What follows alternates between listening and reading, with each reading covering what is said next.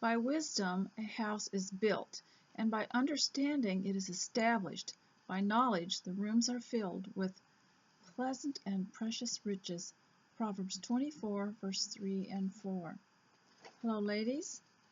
Welcome to Homemakers Radio. I hope you get a lot done today while you listen. But before you go, I'd like to show you my teacup for today. You've seen this before. We are recycling now. And this is got a blue saucer. This is such a pretty cup. And I love that bowl shape and the little flower inside. That's always entertaining, isn't it? And it's one of those Stechkal Gracie Bone china from Coastline Imports, and it came from Home Goods. Also, maybe would be equivalent to a reject store. These are all new, but maybe have a slight imperfection in them, or maybe just last year's products, and they might be, salvage, or you can get them at Ross and Marshall's and various other discount places, and I like them a lot. They're dishwasher safe. There's no metal on them, no gold on them, and the tea tastes quite delicious. They're very lightweight. I really like them. So I wanted to show you that, and I will tell you that there are no comments on the video channel, so I've left a link there, and you could go over to my blog and leave a comment. I'm making these for my blog, and I've embedded them over there. It's a much better atmosphere on that page, so please go over there so there won't be so many distractions, and listen over there, and maybe leave a comment if you have time. Now today I am going to also show you a book, Scones and Tea by Tea Time Magazine. I didn't take the I wanted to show you also, I've been trying to show you that they have such beautiful end papers in these books put out by, I believe it's Hoffman Media that puts these out.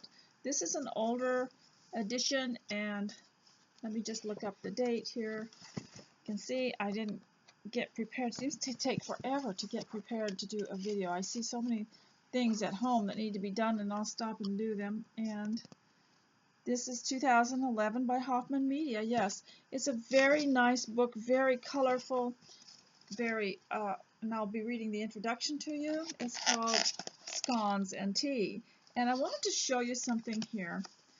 You can go to the paint stores or to the paint section in Walmart, and they have a little card here with the advertised part of their paint and the coordinating colors you can see right there. But you can take these home, and they make great bookmarks, and there's a different scene on each one. And this scene here is the colors of the little paint collection. They've got the dark gray, and they've got the something called Falling Rain, which is kind of a gray blue, and the white in the picture. So the picture is always something of nature, just absolutely beautiful. I've collected a couple of them. I think people have caught on, and sometimes I'll go there and the little slots are empty. So I'll read you out of Tea and Scones, okay? And you can, if you've got something you need to fold, you need to load, unload, or if you just need to sit down and make your list, I would suggest that you do that. But I would also like to ask you to get ready.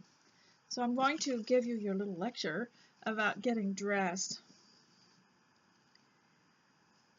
Dressing for the home is like a starting point. When you get dressed, it's a starting point. Now, when you first come home, if you haven't been brought up in homemaking and you didn't have a homemaking mother, you're going to at first walk around in circles for a few days and maybe laze around until one day your brain will catch up to what the job is, and it will say, I better get dressed. I better do something.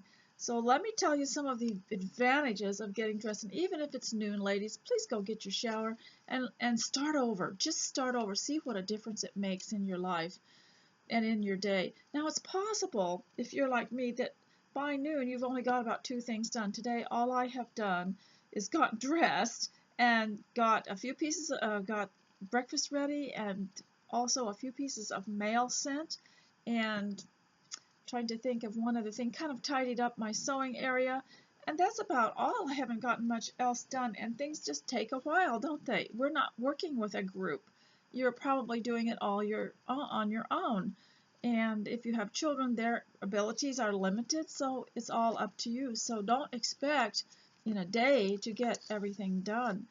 And you will soon learn to get what needs to be done to actually function in the home, what the most important things are. It just takes a while for the routine to settle in, but it will do that. So dressing from the home is a starting point because it tells your brain something is going to happen, something is ahead. And I would say wear those little ankle boots if you can, because they're prettier and they're more snug, and they make you walk in a, I believe, a more, I would say, graceful way, and that you don't have to lift your feet up to hold up the weight of whatever boots and shoes you wear. But that's what I wear, and I don't really recommend the sport shoes at all for the home. I know a lot of people do. But it also, getting dressed, sets the mood for your life. You're telling yourself that life is worth living, and if it's worth living, it's worth getting dressed up for. And someone wrote to me recently, goodness sakes, I can't remember the name of the book, I'm so sorry, about a book that was written that reflects exactly what many of us thought in the olden days, that we dress in a way to go with our beautiful creation.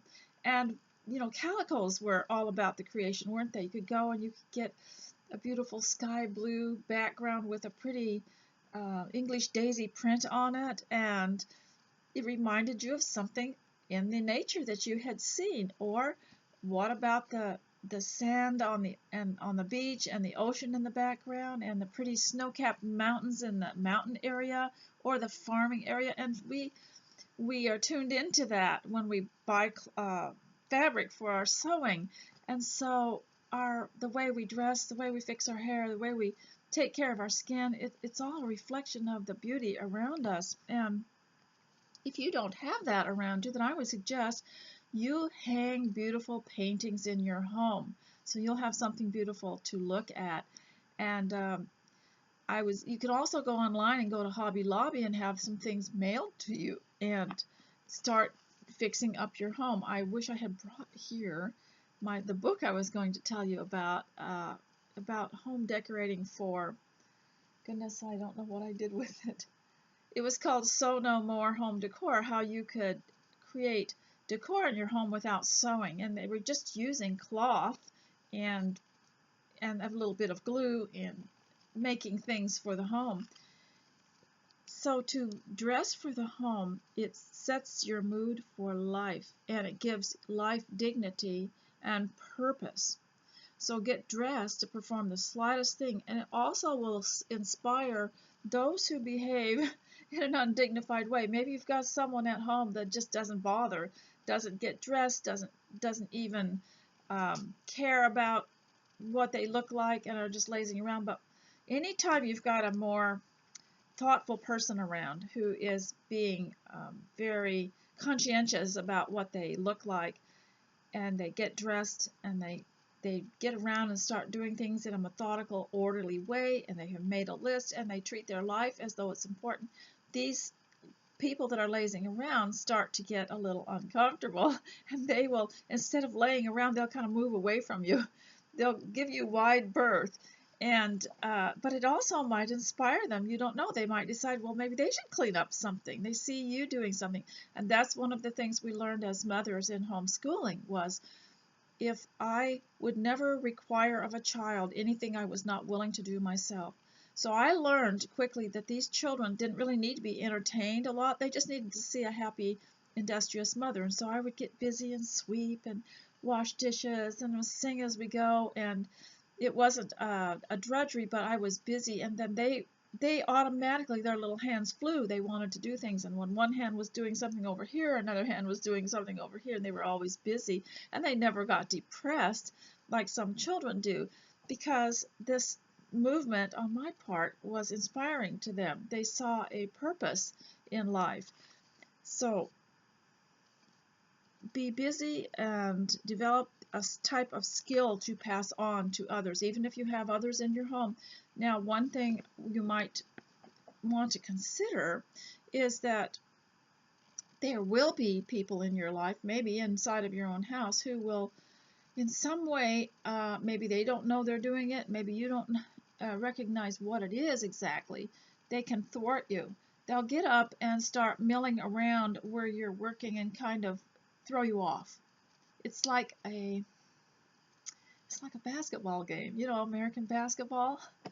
There's always a guard there kind of standing there and trying to thwart you from doing what you want to do. And so what you have to do is learn to keep focus, keep that list and go back to it, and to refocus and go back to the work, even if it takes a long time. Just stretch the step out until you get it done and work around these people that are trying to. There are people that are very uncomfortable with you achieving something. They're very uncomfortable with you growing and with you being able to develop further skills, and they're uncomfortable with that, so they will either try to thwart you in some way, or they will just disappear, which either way you can still work around them. So we don't quit at home. And while during this era of our lives in April 2020, while other people were just wondering what to do with themselves, the people that actually were at home most of the time anyway were thriving, because we know what to do with our time, don't we? It's precious. It's like money to us. It makes us rich in spirit and rich and materially too, because we've got time to take care of our things and to make life worthwhile. And I did notice, I did go on my little sleuthing trip yesterday to see what was going on in the town, and the Tractor Supply Company was open, and a lot of people were in there. They had some beautiful toys for children's little toy farms, cutest little pigs. and and I stood there and looked at those for a while, and there were a lot of interesting things. There's clothing there, and there's plaid shirts, and there's hats and boots, and I want them all. And so and everyone was happy. I didn't see anybody wearing masks. I didn't see anybody trying to social distance at that time, and people are just kind of going on with life. And also, the things that have disappeared from the stores, the things that have not disappeared from the stores are interesting. And that is the things that are non-creative kind of stayed there on the shelf, but the yarn was almost gone and the fabric is nearly gone. What are they going to do with all those handmade cloth masks? Well, I really think they will. You can all just, since they're just probably a square, they could probably clip off the edges, the ends of them, and make quilts out of them. We're going to see a lot of quilts coming out of these, because people made a lot of those and the fabric is just down to nothing. But I'm waiting for the next shipment because I want to see what's new. So I want to tell you also that if you are busy at home and you make homemaking, and by the way, get your kitchen done first, get your kitchen cleaned up, get your bathroom cleaned, and the laundry done, because those are the sanitary things that can make a difference in how fresh your house smells. And if you'll use vinegar, that's better than using any kind of detergent product. And stay away from the fabric softeners. You can use vinegar in the fabric softener too, as well as to wash. And you just get the white vinegar. You can get it at the dollar store, you can get it at Walmart, and you put a little cupful. We just use one of those little fruit cups. They're the plastic containers from the fruit cups that you just peel off the top, and they're individual servings. Well, we save those, and those become the little dispenser that the measurer that we measure our vinegar in to put in a load of clothes. And I use one for just the mini level, and you can use more if you have a bigger load. So it's better. Also, I wanted to tell you about a newsletter that I do every week. I do it for the ladies' Bible class that comes here. I like to send them home something, and I sometimes roll it up and put a ribbon around it, or I'll put a sticker on it, fold it up and put a sticker on it. But this is all it looks like, and this is something you can do, because I've told you how dangerous it is to feed on the news instead of on the Word of God. And so you ought to create your own news, and I think you can do it. A lot of you are smarter than I am and have more resources than I do and are more talented and have so many more ideas. You could do this, It's just one side of a piece of paper, and you just handwrite it. Now, I'll tell you something about handwriting. People have said things about my handwriting, but look, what you need to learn to do is just learn about the capital letters and embellish those, the capital letters. And it doesn't matter what the rest of your writing looks like. Somebody will tell you you have really good handwriting. And if you'll notice, those of you who have seen my handwriting, my lowercase letters are not so great. It's the capitals that make people think that this is pretty good. So what I have done is I have written a little newsletter for my ladies, and they come for tea every week, and it's called Elect Lady. And I did that because the Apostle John called the church the Elect Lady, and I thought it was so refined and so beautiful. And what a thing to say, what a lovely thing to say. So I wanted to read you something out of what I put here, and I will put a photograph of this if I can think of a way to get it. I don't have a printer or scanner. I have to use Mr. S's, and he's always so backed up in work that he doesn't really like it if I need something special done in there. I don't want to do that. So that's one reason. And another thing, the reason that I hand wrote it is because it's like a letter, and it's a lot easier for me than bringing up a program, typing it all up, and sometimes it all jumps around and does things I don't want it to do. And then when I transfer it to his computer so that he can print it, it comes out different. I don't like that. So this is what I do. So this is an old saying, and it says, "It is better to light one candle than to curse the darkness." Now I ask the question, I have Q. What do you think it means? How can you apply it, and what do you do in hard times? Now, that reminds me of Hyacinth, Mrs. Gibson, in Wives and Daughters, and she said, doesn't it say something like that in the Bible or the prayer book or something? Because it really should be in the Bible, shouldn't it? It is better to light one candle than to curse the darkness.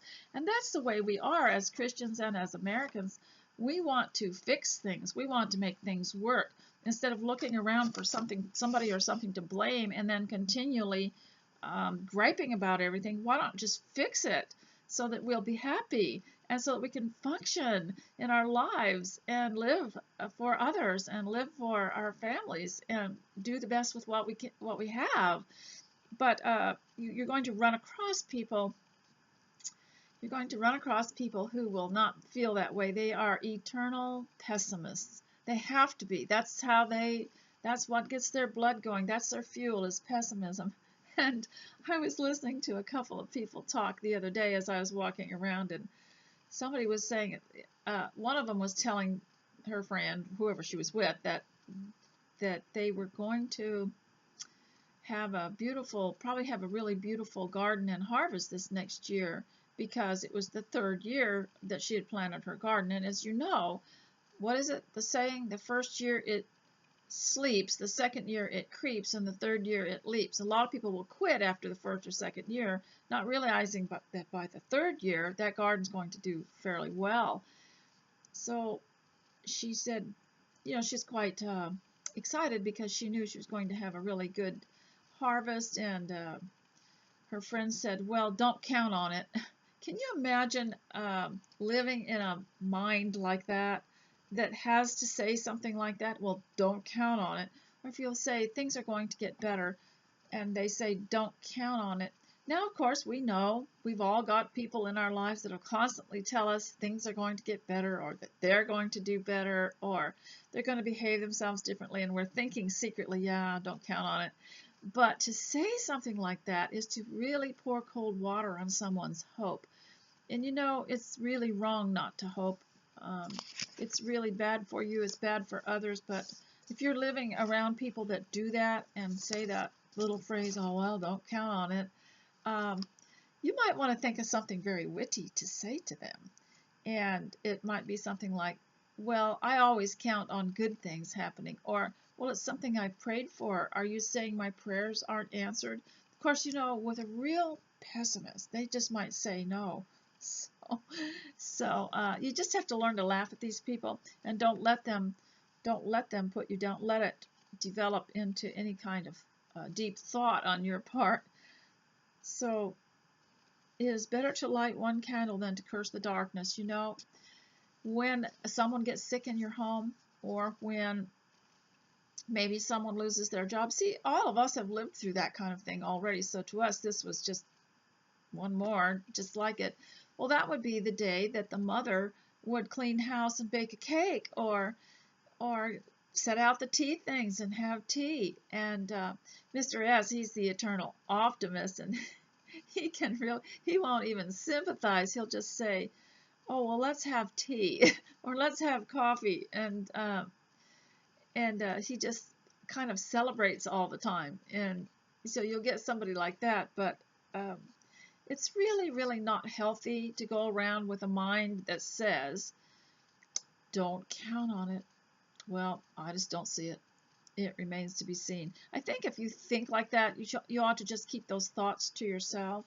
And what is it the Bible says? Keep all those thoughts captive. Don't let them out. Just lock them up. And just because you think something doesn't mean you have to say it. So the home is interesting, because if you will get dressed and be busy around the home, you're also developing a type of skill. You're learning something every day. And at the end of the day, you ought to keep a little journal and list something you have learned, or a new thought that you have had, or a new way in which you feel that you have developed or grown, because you're also developing a skill that you can pass on, and you can make something of it. Anytime you learn to do something, it becomes capital. Capital, capital. Oh yes, we're always thinking about capital, aren't we? But did you know that anything that God said to do, you go around looking at some of that in the New Testament, especially when he says to work with your own hands, and to be quiet, and to mind your own business, and to work as though you're working for the Lord and not man, for you serve the Lord God, and to do good to others, and to show charity to others. Those aren't just good works. Those are things that become your skills, and consequently your capital. So anything God tells you to do, well, look in the Old Testament when Adam was told to work. Well, that wasn't just something he had to obey or learn to do. It also became his skill and his capital. So anything God tells you to do is your capital. So our liberty, also need to mention one thing, is that our liberty comes from God, not from the state.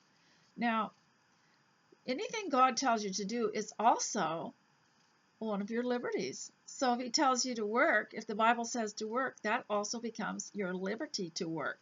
If he tells you to provide for your family, that's part of your liberty. That's part of your obligation to God. So your rights and your liberty come from God in the first place, not from the state. So I would like to also quote a little bit something from, now I didn't really look at the president's wife, Melania, as I didn't think one way or the other about her, but I heard her say something in the midst of, someone had shown on one of their videos, I think it may have been Diamond and Silk, somebody like that, had shown on one of their videos, Melania had been invited to speak before some students, and I don't know whether it was a college or a high school, but while she was speaking, these people were trying to drown her out and yell at her, and just making it hard for her to speak. But she kept her dignity, and she kept a smile on her face, and she said, "You are against me, but I am for you." Now, what a wonderful thing to say. Wish I had thought of that. So when you get people in your home or around you that are trying to drown you out, interrupting you constantly, behaving like they would really like you not to succeed, is you can say that. Well, you are against me, but I am for you, because and here's how I am for you. Now, this is just one of the little twists that I suggest, that I thought of. I'm for you because I don't want you to be lazy, because I don't want you to be hungry. I don't want you to sit around and not be dressed up. I don't want you to be dirty. I don't want you to be slovenly. I don't want you to have a messy room. And you say, I am for you, but you are against me. So what I am doing is for you. And so I thought that was just a very brilliant thing to say, such a small thing, but so much greatness in it. So now I'm going to read to you out of the, I was going to read to you out of the Scones and Tea book. What a pretty book, huh? And again, that pretty end paper. Try to remember to put a picture of that on the post. So, Scones and Tea, the ultimate collection of recipes for tea time by Tea Time Magazine in Birmingham, Alabama. Boy, that Hoffman Media does such a good job with their, I have several of their books, their extra books. So here is the contents. Another pretty page too. The colors and things in here are just beautiful. Just beautiful. I wish I could show it all. Just wish I could sit here and read the whole thing to you. It's so pretty. The introduction, the history of afternoon tea, scones and etiquette, plain scones, sweet scones, savory scones, gluten-free scones, delectable spreads. So what this person has done, or what this company has done, is they've gone through and found tea rooms and tea people that have a tea business, and given a recipe for one of their scones in here, which I guess that took quite a bit of research. So one of them was about a lady who had tea on wheels. She just had I believe all she had was a bicycle with a basket, one of those three-wheeled tricycles with a basket, and everything was in there, the tablecloths and the tea and everything she needed was in there, and she was hired to have tea on the lawn for someone or take it to someone's location. I thought that was really interesting. Okay, introduction. Scones. The mere mention of this baked good conjures up memories of times well spent enjoying afternoon tea. And I may have read some of this to you before, and it might have been under a different title. Everything I read in these introductions all seems to be the same. 101 recipes for a wonderful array of scones and spreads fill the pages of this Tea Time's third book. Plain scones, as well as sweet, savory, and gluten-free varieties developed by our own talented test kitchen professionals and by select tea rooms, will all delight your taste buds. The tea pairings that accompany each scone recipe are also designed to complement the flavors of the baked goods. Now, a tea pairing is when you take a tea, a flavor of tea or a type of tea, and you pair it with a certain type of scone. Those are called tea pairings. We hope that as you sip our recommendations, you'll discover a new favorite tea, and that as you sample the many flavorful scone options herein, you will uncover a treasure trove of delightful additions to your tea table. Yeah, beautiful, beautiful.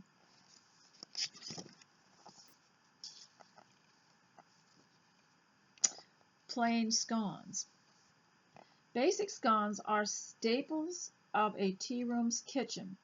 These type of scones do not feature fruit, nuts, or savory additions. Instead, they are unadorned and often only slightly seasoned. Since there is no competing flavor, plain scones are perfect vehicles for showcasing a special spread, such as a favorite jam or an unusual curd. In turn, a simple scone is ideal for pairing with a strong-tasting tea like a flowery dragon pearl jasmine tea or a fruity tropical green tea. A cream tea, which solely includes tea, scones, and spreads, provides an opportune time to serve a plain scone in order to highlight the tea and spreads. Whether plain or savory or sweet, scones are both a welcome necessity and a delightful indulgence at tea time. And they have, oh, look at this picture. So I will put that on the page, and now I'm going to read to you about, I want to tell you a little bit about children and to make it easy for you at home so that you're not always at odds with them and you can get them to cooperate, is to substitute a yes for a no. Now, when I was discussing with you a moment ago about these people that will say, well, that remains to be seen, or don't count on it, they put a roadblock in the way of the thinking and the progress of children. What an awful way to grow up with a negative parent who says things like that and is constantly labeling them and putting them down so they can't live down any of their weaknesses. So what you need to do is substitute a yes for a no. Now let's say that one of them is speaking in a way that is not respectful or is negative or is quarrelsome, and you will take them aside and say, that is too quarrelsome. Let me show you how you can better say it so that it won't cause your brother or mother to resist you. And so you can rephrase things for them, teach them how to say things in a nice way. Now, I will admit there are adults that, with these sayings like, it remains to be seen, or don't count on it, they may have that inbred in them so deeply that they just think that's making conversation. They really think maybe that's just the way they talk. Maybe they don't even know what they're saying or don't even know how it's affecting people. So you have to give them the benefit of the doubt. But after a while, these people won't attract people that are going to build them up. They only attract the negative type, or everyone resists them. So you need to teach your children good manners regarding their speech so that it's always uplifting. Remember Philippians 4:8. So when they start to indulge in a depressing type of talk, say, now, is that good? Is that lovely? You know, is that pleasing to your parents and to God? And so I'm going to read to you today some things out of the McGuffey's Third Reader, 1837. This is a reproduction. And this is not necessarily third grade. It just means they've gone on to this third reader, and the third reader to me looks like 6th, 7th grade. So this is called The Advantages of Reading. And sometime I would like to bring the book The Writing Road to Reading by Spalding and discuss it a little bit. It was a book that was recommended to me when I first began homeschooling, and I couldn't make head nor tails of the directions. So I went to a lady who had used it, and she said, oh, don't read that. She said, just use these cards in the back, and this is how you do it, and you get a notebook for your child, and as they learn a word, they write it out, and they write it as they say it and as they read it. And she showed me a notebook one of her children had filled out and had taken them from the time they learned to read till about 6th grade in this notebook, and they had written all these words. I'm like that. I can understand a word better if I can write it, or if I see it in writing, or read it. And so it's called The Writing Road to Reading. As they learn to read, they write the word, and they sound it out as they write it. But the instructions in it were just, well, of course, if you like intricate things to read, and you like puzzles, and you really want to concentrate on, that's fine. But if you're a mother and you're busy and you've got other things to do, I would suggest I will just read to you about it next time and learn the easiest and quickest way you can do something instead of agonizing too much over it. So today I'm going to read to you the advantages of reading. And as I told you in the last time I read from McGuffey's, they always have at the end words to spell and define, and they have at the beginning a rule. So the rule is, when you read, be careful to articulate distinctly. Nothing is more disagreeable and improper than to mumble the words. Spell and define. Intellectual, tendency, pernicious, historical, developing, inspiring, illustrate, and contemplation. And so I might have time to read a couple of things for you today. So this is the advantage of reading. Now, it's called eclectic reader because it meant there's just a variety of things to read in here. So they even include the Bible. The next lesson is Solomon's Wise Choice. I might have time to read that one to you also. I've talked about the Queen of Sheba and how she admired all the accomplishments in Solomon's kingdom. And so, advantages of reading. It is the glory of man that the Creator has made him capable to endless improvement in knowledge, virtue, and happiness. Now, I told you about reading in a previous video that one of the reasons God wants a plan for man to read was because he wrote and he wrote the Bible and the written word. Moses, God wrote with his finger when he wrote the Ten Commandments and the word. And often throughout the Bible, Old and New Testament, it will say read something. God told a prophet to read something. And so we have to teach our children to read and write so they can read the Word of God and they can also tell it. And we have to teach them to read phonetically. That's what Writing Road to Reading was all about. It is the glory of man that the Creator has made him capable to endless improvement in knowledge, virtue, and happiness. It is the high privilege of those who dwell in this favored land that they enjoy in rich abundance the means of such improvement. Among these means, books hold a prominent place. They are indeed our principal instructors, and perhaps do more in the formation of our intellectual and moral habits than other means combined. As books are of various character, some good, some indifferent, and some of a positively pernicious tendency, it is plainly a matter of great importance to make a wise selection of them and to read them with due caution. Especially is this true in regard to young persons, to those whom the active duties of life leave but little leisure for reading. One book read thoroughly and with careful reflection will do more to improve the mind and enrich the understanding than skimming over the surface of a whole library. Indeed, the more one reads in this hasty, superficial manner, the worse. It is like loading the stomach with a great quantity of food which lies there undigested. It enfeebles the intellect and pours darkness and confusion all over the operations of the mind. It is a maxim that ever to be borne in mind to take heed what you read, to acquire useful information, to improve the mind in knowledge and the heart in goodness, to become qualified to perform with honor and usefulness the duties of life, to be prepared for a happy immortality beyond the grave are the great objects which ought to be kept in view when reading. Now, I have read this to you before, but you would have to go back and find it. So I thought I was in the mood to read it again, so I'm going to read it again.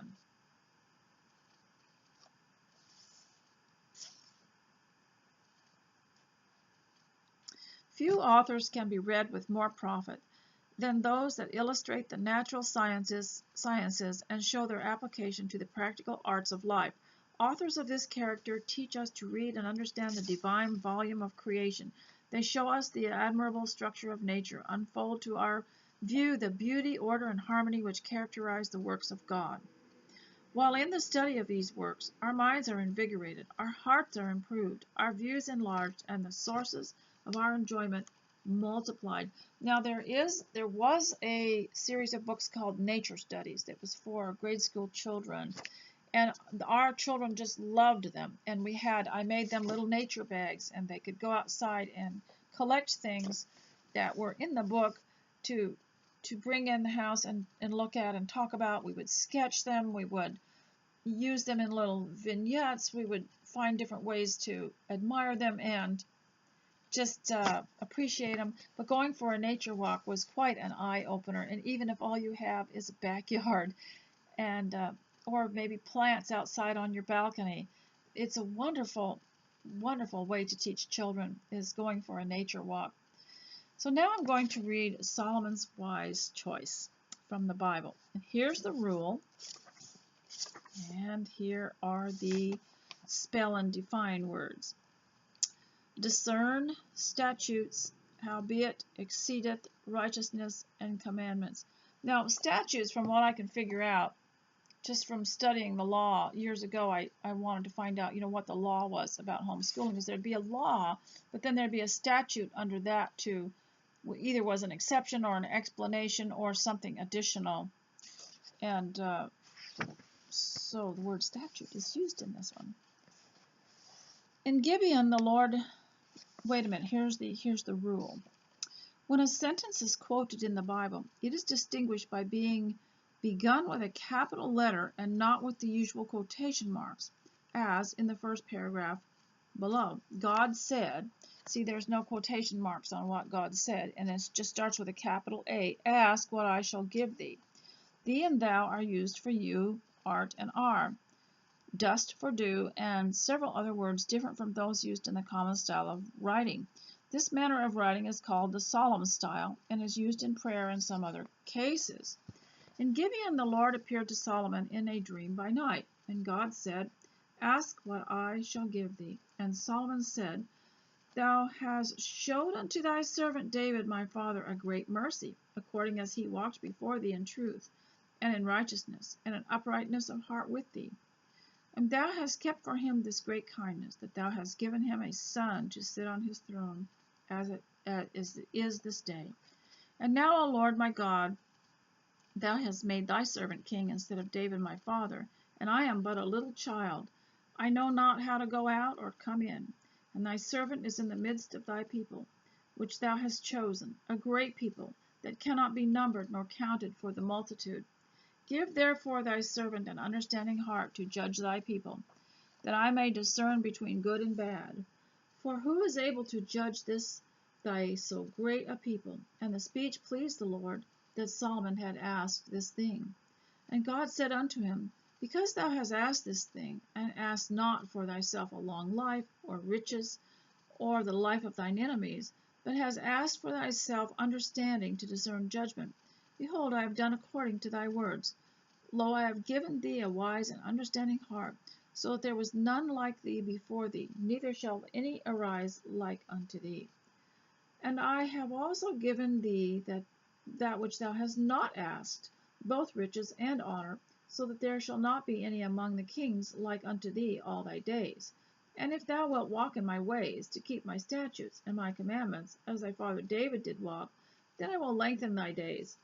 Solomon awoke, and behold, it was a dream.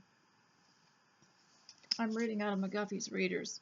God gave Solomon wisdom and understanding, exceeding so much, and largeness of heart, even as the sand that is on the seashore. Solomon's wisdom excelled the wisdom of all the children of the east country, and all the wisdom of Egypt, for he was wiser than all men. God gave Solomon wisdom and understanding, exceeding much, and largeness of heart, even as the sand that is on the seashore. Solomon's wisdom excelled the wisdom of all the children of the east country, and all the wisdom of Egypt. When the queen of Sheba heard of the fame of Solomon concerning the name of the Lord, she came to prove him with hard questions. She came to Jerusalem with a very great train, with camels that bear spices, and very much gold, and precious stones. And when she was come to Solomon, she communed with him all that was in her heart. Solomon told her all her questions. There was not anything hid from the king, which he told her not. When the queen of Sheba had seen all Solomon's wisdom, and all the house he had built, and the meat at his table, and the sitting of his servants, and the attendance of his ministers and their apparel, and his cupbearers, and his ascent by which he went up to the house of the Lord, there was no more spirit in her. She said to the king, It was a true report that I heard in my own land of thy acts of thy wisdom. Howbeit I believed not the words until I came, and my eyes have seen it. And behold, the half was not told to me. The wisdom and the prosperity exceedeth the fame which I heard. Happy are thy men, happy are these thy servants, which stand continually before thee, and that hear thy wisdom. Now there was a song we used to sing when I was little called The Half Has Never Yet Been Told.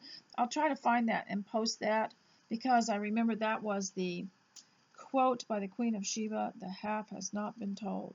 The half was not told me. And so I want to put that, if I can find that song, and put that on there. It was a beautiful song. And so here are the questions to the student. By what did Solomon show his wisdom? In what way was he superior to all men? Who heard of his fame and came to visit him?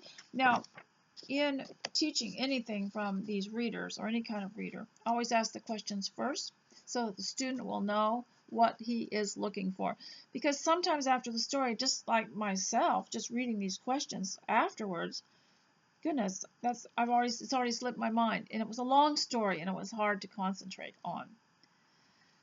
So, ladies, I hope today that you got something done while you were here. We will talk a little bit about politics in a second here. And so if you would like to shut it off and go if you think that you don't want to go into politics. But I will say one thing, that your prayers do count, and that Christian activism is prayers. We have to pray for our leaders and for our presidents and for kings and for anyone in power.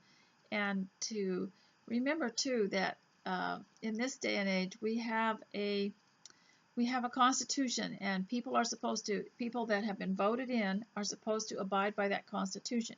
And our president has discovered, and many of us did years ago, that our constitution had been eroded and was being replaced by some kind of corporate law. And so as he has been there every month, he has reestablished certain parts of the Constitution and gotten rid of other things. And so we must always continue to pray for him, because also something that many of us have wanted for a long time is to get rid of the Federal Reserve and the central bank and get back to the U.S. Treasury.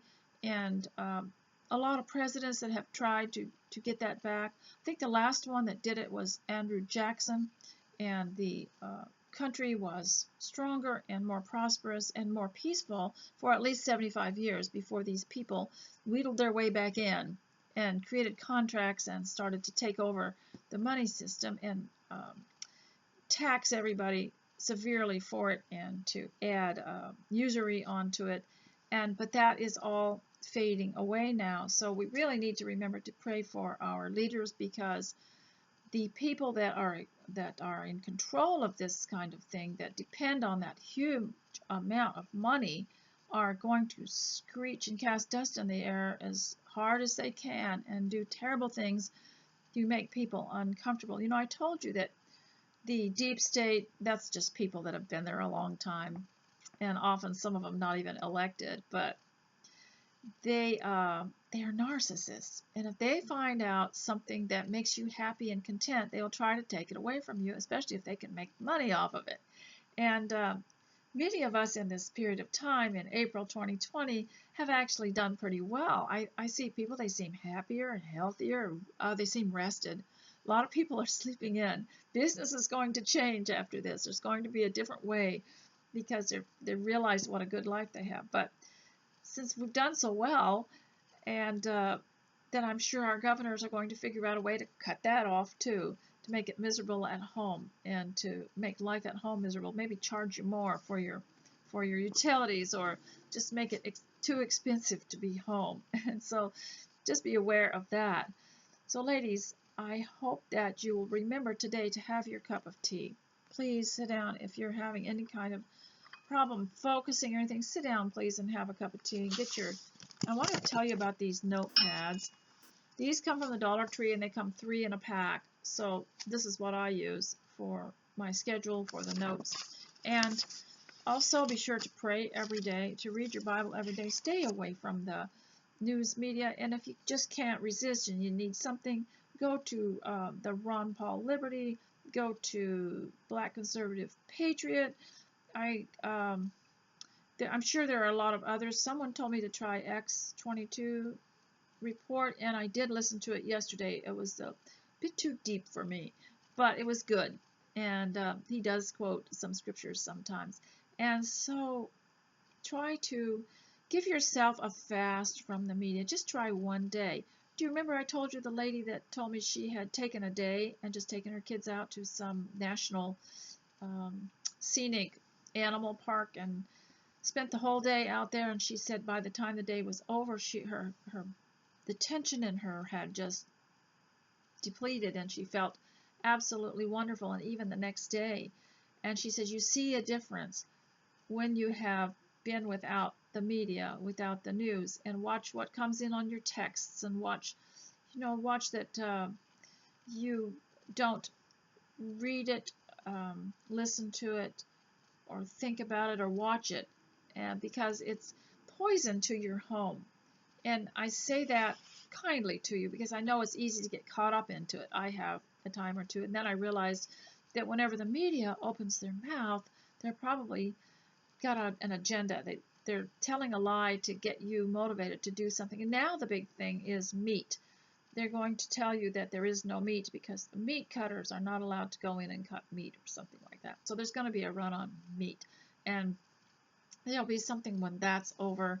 So I would say don't put your trust in the media, and write your own. Write your own newspaper. You can do this.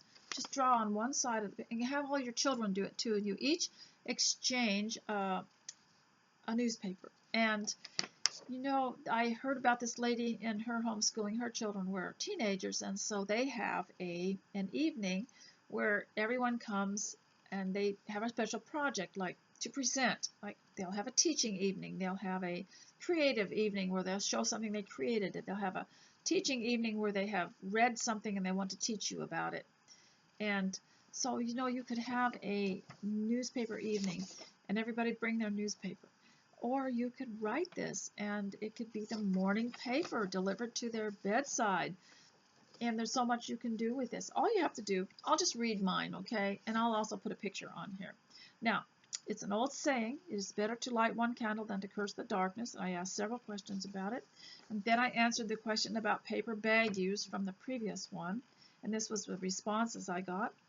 Placemats, wrapping paper, coasters, shoe inserts, raffia, kindling, scrapbooks, stuffed dolls and teddy bears, ornaments, doll hair, cards, paper runners, hats, patterns, guest slippers, disposable, gift bags, flower pot, decorative colors, hats, cooking prep paper for scraps of food. Yes, I have often cut a piece of it out and laid it on the cabinet top, and that's where I prepared food, and then you can just roll it up and throw it away afterwards. Paper airplanes, decorative frames, art paper. You actually can make art paper out of it, just paint it white and then use it as a canvas. And I'm talking about the thick paper bags, the kind that we get from the lumber companies. Not that thin paper they have in some of the shops, but we have very thick, rough paper bags. Woven floor mats. And what else can you think of I've written here? So tea news. Having a cup of hot tea in the morning using a beautiful cup can give you a sense of dignity, refinement, and spirituality and beauty. Don't forget to take time for tea. I also think it gives you a little liberty. So here is a scripture. Endure hardship as a good soldier of Christ. 2 Timothy 2:3-5. So I think that that's important in regard to an old saying, it's better to light one candle than to curse the darkness. Anybody who understands life will say, okay, we're having a bit of hardship, this is what I was made for. So vinegar and brown paper was once used to wrap around wounds or ease headaches. They used to soak the strips of brown paper in vinegar and then wrap it around the head for a headache. And I've tried it. I think it actually is very helpful. I'm not sure what the actual procedure was. We're so far away from some of that I don't know if we could ever find the real remedy and the real recipe. So ladies, I haven't quite spoken for an hour. I wanted to show you one more thing that I got at the Dollar Tree yesterday. I know these vinyl bags, these vinyl reusable bags are not letting you use them again, but we can use them at home for gift bags or just art. And the one I got yesterday said, enjoy the ride, and there's a bicycle on it. Isn't that nice? And I'll show you how big it is. It's actually quite big. I like the sides there, quite big. I'll put a sewing project that I'm working on because I don't want the fabric and stuff to get too messy. So my current project, instead of having it all over the place, I'll stuff it in this bag and everything that goes with it. So I hope that you have a lovely evening. It's time, the clock on the clubhouse wall says it's time to go. And I hate to go, but I'll say goodbye now and I'll see you next time. Bye.